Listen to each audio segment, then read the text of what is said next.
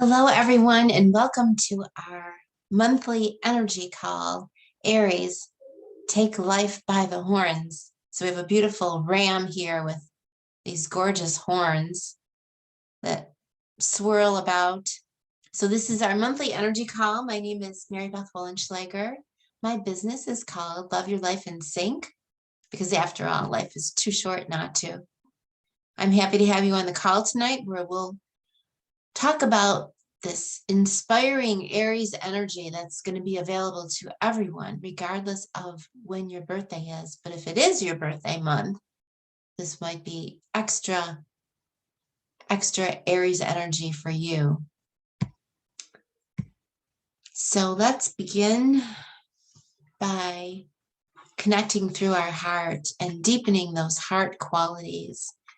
So I invite you to close your eyes and maybe gently touch your heart or tap your heart and start imagining your breath flowing through your heart, breathing a little slower and a little deeper, and just relaxing a little bit, finding a nice, easy rhythm with your breath.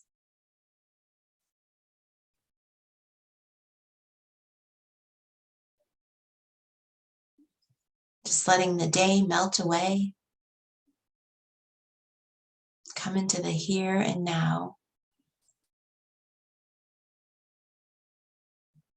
Trusting that you're right where you're supposed to be.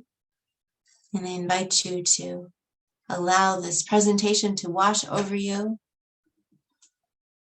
Trusting you'll remember whatever you need to remember. You can always go back and watch the replay. And if something doesn't resonate with you, you can just let it go.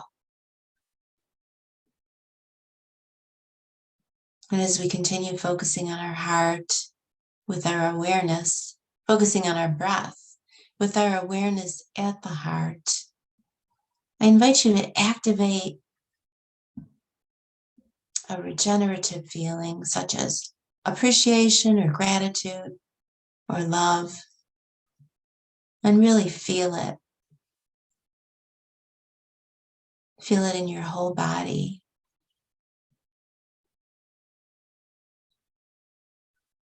And now imagine yourself as a little heater or a mini sun, and start radiating that love and that gratitude to every part of your body, every cell, every gland, every muscle, every bone, every body part and every body system. Radiate love and gratitude.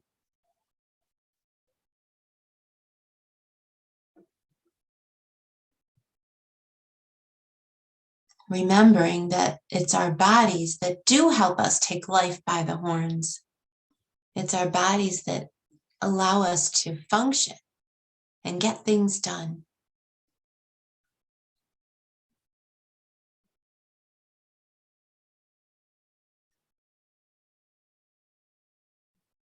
And once your body has soaked up some of that love and gratitude, start sending it out to the room you're in, or your home, or whatever building you're in, whatever structure you're in.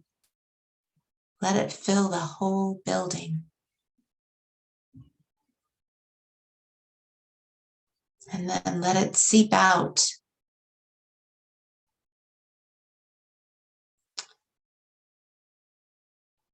Seep out onto the earth, into your neighborhood, in your city.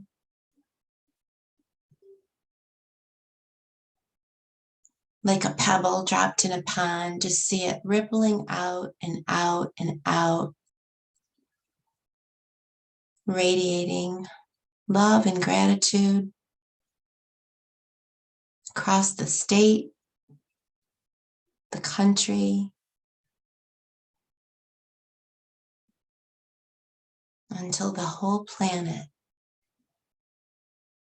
feels that ripple of your intention of love and gratitude, covering Mother Earth, seeping deep down into her soil and radiating out into the sky, out into the universe and the multiverse. And then on your next inhale, feel that love coming back right to you. Open up to receive it.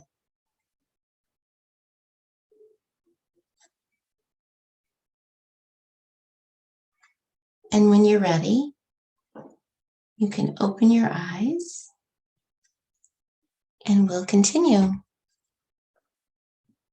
So today's call is the Aries energy, and Aries is definitely about doing things, getting up and getting going. And I love this quote by Lord Herbert Kitchener, who was a military leader during the Great War. The shortest answer is doing. So the Aries energy is very decisive. It's like, let's go. Let's get this done. You know, we can spend a lot of time discussing and talking about should we, shouldn't we. That's not the Aries energies. The Aries energies are let's go, let's get it done. So I always like to start the call with going over the Aries nature. So the first thing I like to share is about the polarity. And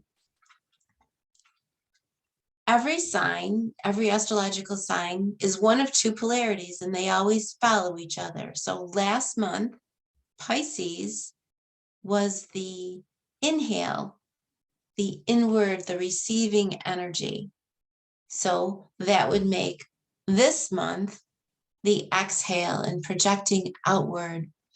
And Aries, we're at the start of a new cycle. Aries is the first sign in the zodiac. So it's like a chance to begin anew. And it's exciting energy, it's fresh energy, it's grab the bull by the horns and get going.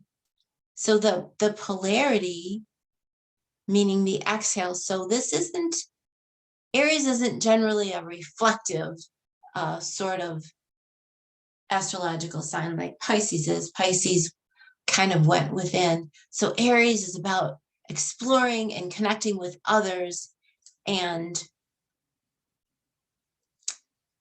getting in touch with things outside of ourselves.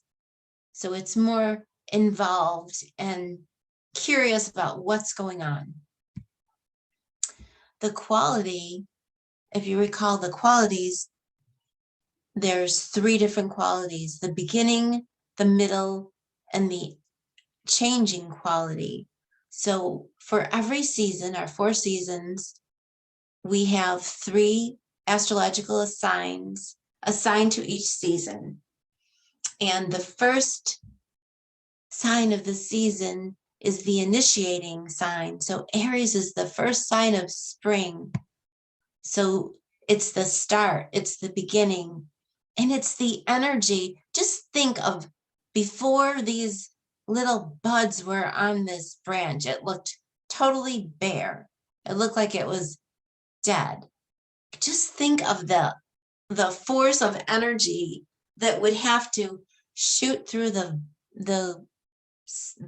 branches to burst out as a bud. It takes a lot of energy. It takes drive, right? You can't be wishy-washy if you're trying to burst out of something that looks like a dead stick. So the quality is the initiating quality. So lots of things get started, right? It's spring, so we want to start new things. We might want to start new habits. We might want to change up the way we do something. We're ready to begin something new. We're ready to change out the winter clothes.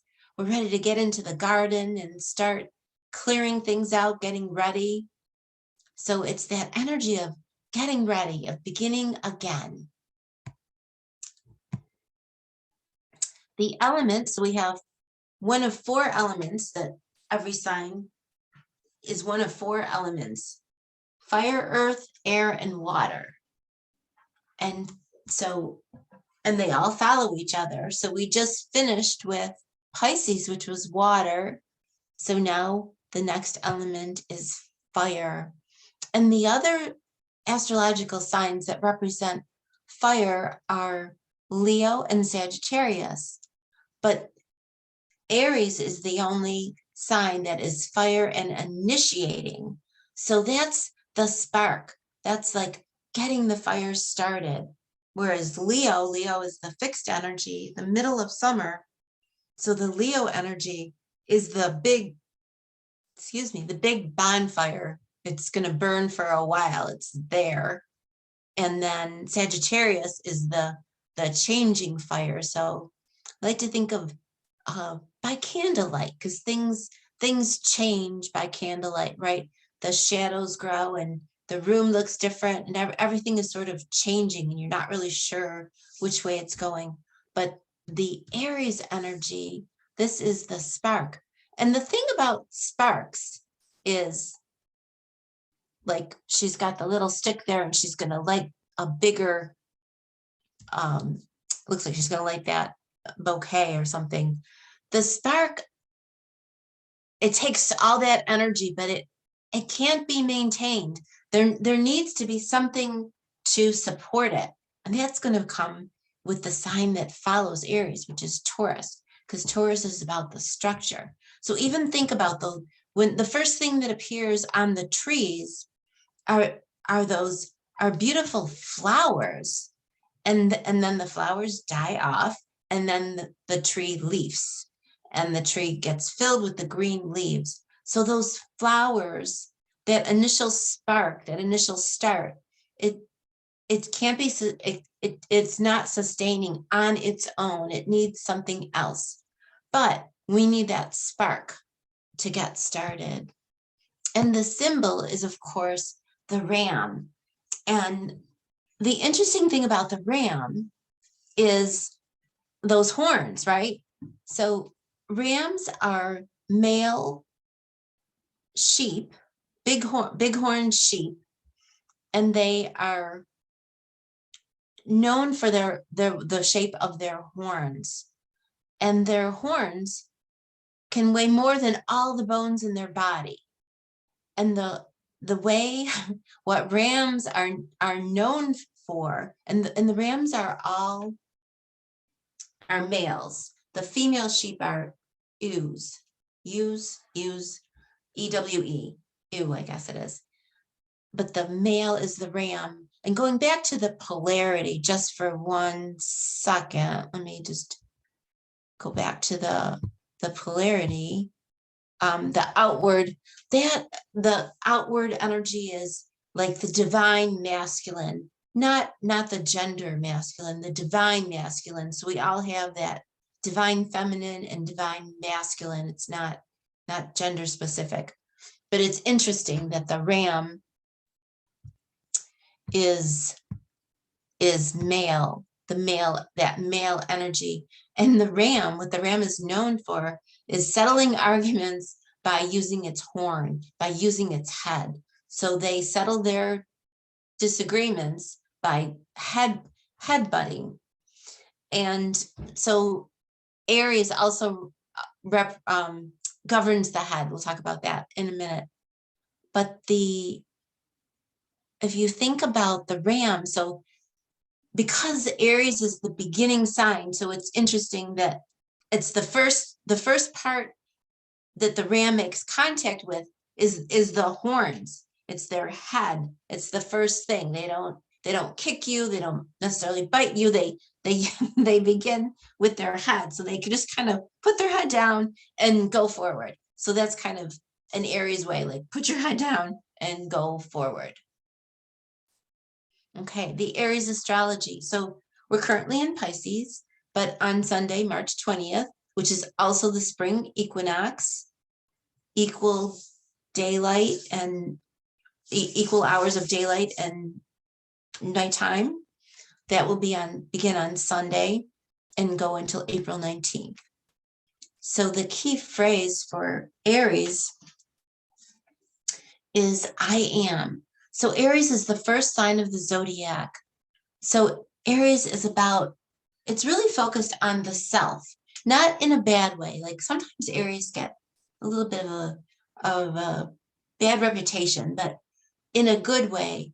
Just like a baby, often Aries is, because Aries is the first sign of the 12 zodiac signs, it is associated with the earlier stages in life. Not that Aries are infantile, to say that they're like infantile, but to say that they're working with themselves. They're like, just like a baby. A baby is fascinated by his own fingers and toes. And also the baby, and it's when little ones are born, it's not until they're 2 that they realize they're separate from us. So that's that Aries energy, that I am presence, that all encompassing energy. And Aries are courageous, they're self-starters, and they're definitely unapologetic. The planetary ruler is Mars. Mars is decisive and severing, again, in a good way. Like this wood, like you can't, if you were going to chop wood and split wood, you're going to make something different, right? Sometimes we have to decide, and that involves severing to create something new. Like when this was a solid piece of wood, it could have been something else. Now it's going to be turned into firewood or kindling and start a fire again, that fire energy. So the Aries energy is inviting us to make a decision, to go for it. And sometimes that does mean you're cut off from something else.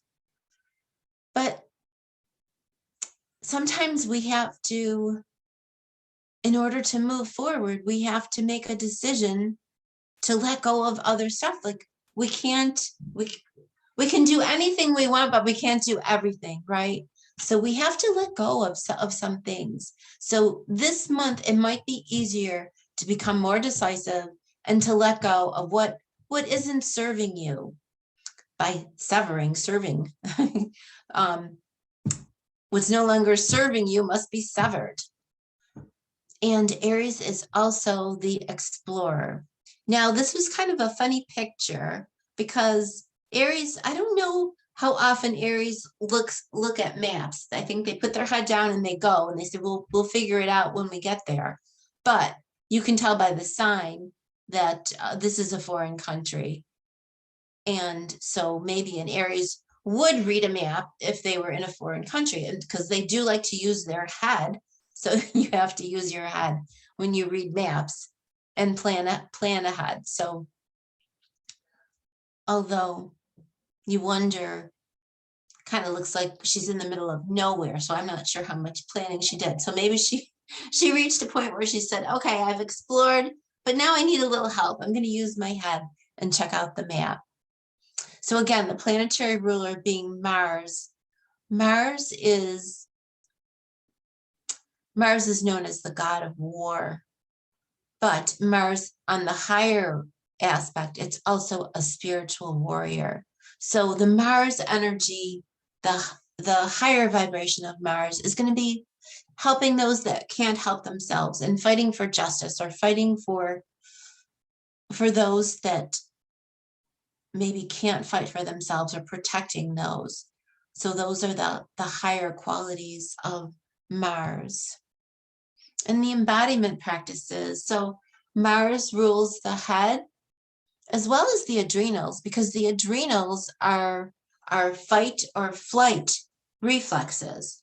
So the adrenal energy is what allows the mom to lift the car off of her child. So, and quite honestly, with everything going on, from a pandemic to global conflict, to inflation and rising prices and gas prices, people are fairly stressed out, I would say. So the adrenals kick in, and our adrenals were never meant to be turned on all the time. The adrenals were supposed to be for that moment when we had to lift the car off the child, or when we were being chased by a saber-toothed tiger. But we face a different level of stress, and it's almost like an ongoing level of stress. So we have to find ways to relax and get grounded. I think the fiery energy of Aries requires grounding. I think with all the energy that's going on currently on the planet, we have to keep getting grounded. I know this week I thought I was doing really well, and I was traveling on Monday, and traveling to a place that I go to all the time, and I made a wrong turn. I should have turned left, and I turned right, and then I missed the road. I missed a turn, so I had to turn around, and then I did it again on the way home. So I knew I wasn't grounded. And a great way to ground is to stand on the ground outside if you can, ideally in your bare feet, really feel the earth, the connection. But if you can't do that, if you can't go outside, or even if you can, you want to feel the difference between just standing on the ground or standing on the floor with your legs straight, like how you normally would, and then just gently bend your knees, like have soft knees, almost like bouncy knees, and just see if you can't feel a greater connection of your whole foot. We ground through the feet, so you can have a greater connection through your feet, because more of the feet are touching the ground when your knees are bent. So you can even just bounce just gently and see if that doesn't help. Another thing to do for grounding that I just heard about that I thought was a wonderful thing, it's a suggestion to do before you go to bed at night, is take a spoon, make sure there's enough lead in it, make sure you can take a magnet to it, and that the magnet sticks. And then you take the back of the spoon and you just rub it on the sole of your foot for about 10 seconds. And then that helps ground you and connect you with the energy of Earth, Mother Earth. And that's a good thing to do before you go to sleep. And I've been actually doing it the last 3 nights, and I think it's really improved my sleep. Now, getting back to the head and the adrenals, the hand reflexology. So on the hand, the thumb stands for the head. So especially the top of the thumb. So you can just gently press that or squeeze it or press into it. Just take your thumb and forefinger and press into it. Just kind of like play with it and press into it. Let it, just making that intention to ease some of the tension. Ease some of the tension in your head. And you want to do both thumbs. And then the adrenals, to work the adrenals, if you go down between your pointer finger and your middle finger about halfway, just sort of like right above the mound of the thumb, that area is the kidney area, and the adrenals sit on top of the kidney.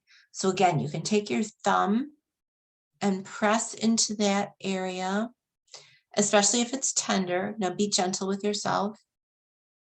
Notice how you feel. You don't want to overdo it, but you can just take the thumb and gently work that area to help soothe the adrenal glands a little bit and maybe bring you out of a high stress state.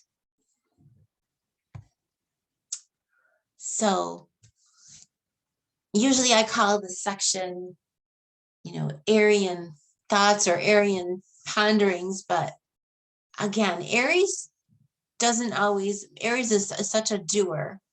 So, but I think that this is a great Aries question. What area of life are you ready to take by the horns? And one of the things that Aries invites us to do is to simplify. Like, where can you make things flow a little better or more easier? So I like to say, let's not make a project out of this.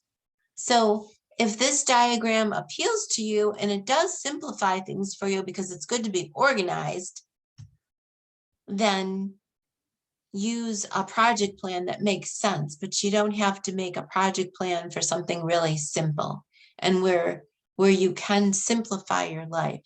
Where can you simplify your life, I guess is what I'm asking here, to help you have more energy.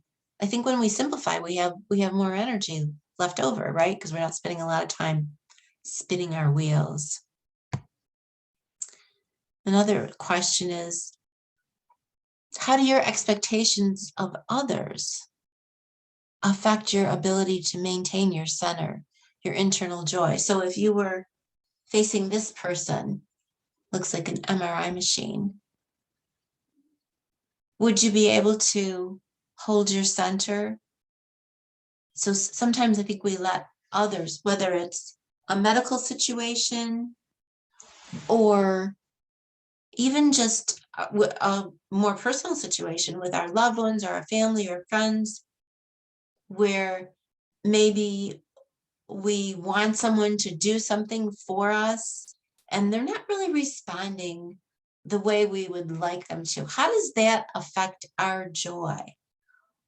Or even, so that would be directly affecting you, but even if your friend or your loved one, maybe they'll come to you or ask your opinion or ask for advice, and you'll give them your opinion or advice, but they don't heed it.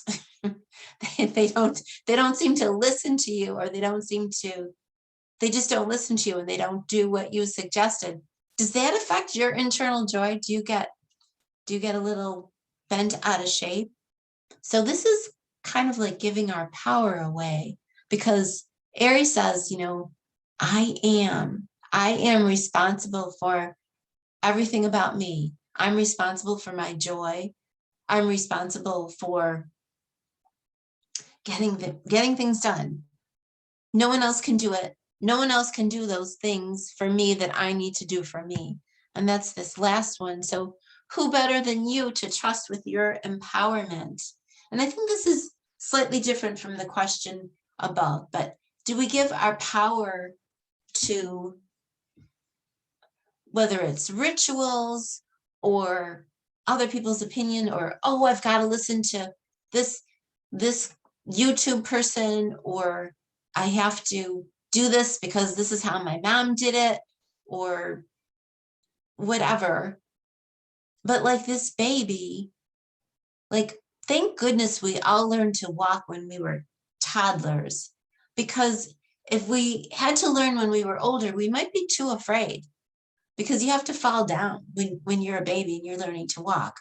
But you can help the baby, you can support the baby to learn to walk, but the baby needs that Aries energy to get up and take that first step. And they all want to do it, right? They can't wait. They're crawling and they just can't wait to get up and get going. That's the Aries energy. That's the inspiration. And I love this little guy. Just there's so much joy there. And you think about what it takes. Like, we all learn to do it. I mean, we probably don't remember our first steps, but we had that energy within inside of us when we were little. So tap into your toddler energy of taking first steps. So can you take some first steps this month? Can you try something new, something you've never done before? When you're a toddler, you've never walked before. So it takes a lot of courage. And we have to remember too that courage doesn't mean that we're fearless. This one might be fearless because he probably doesn't know about fear yet, but being courageous, I believe, is feeling the fear and doing it anyway. We don't have to be afraid of fear. We can grab life by the horns, feel the fear, and move forward. And if you fall, you fall, but you get back up, right? Okay, so I wanted to share with you some new offerings I have. I have a heart-to-heart connections introductory class where you can learn some heart harmonizing techniques, which will help you build up your personal resilience. And resilience is defined as having the capacity or the energy to prepare for, recover from, and adapt in the moment in the face of challenge or stress or adversity. And who couldn't use more of that these days, right? So this class will take place in a small group setting. It'll be on Zoom, and everyone will have the chance to share and practice and refine their practice. And this will start on Monday, April the 11th for 3 weeks in a row. And then once you've taken the intro class, I'm offering a drop-in group class. And they'll offer that 2 times a month on Tuesdays at 7 and Saturdays at 10, the second Tuesday of the month and the fourth Saturday of the month. And that'll also be on Zoom. So if you're interested in those, please contact me. And you're invited to start your calendar for our next call, which will be on Wednesday, April 17th, where we'll share the Taurus energies. And by then, spring will have sprung. So I love these two little, little bunnies.